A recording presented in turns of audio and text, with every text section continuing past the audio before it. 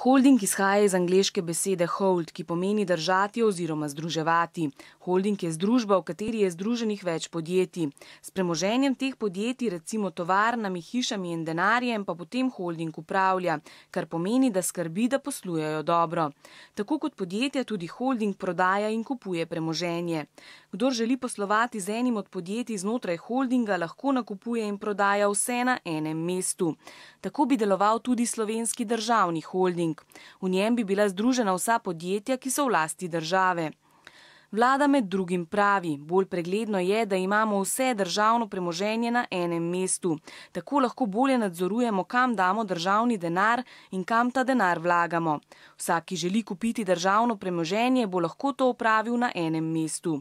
Nasprotniki holdinga, poslanci v opoziciji pa pravijo: ne verjamemo, da bo denar v holdingu dobro nadzorovan, to bo le pretveza, da boste prodali državno premoženje in denar vzeli zase.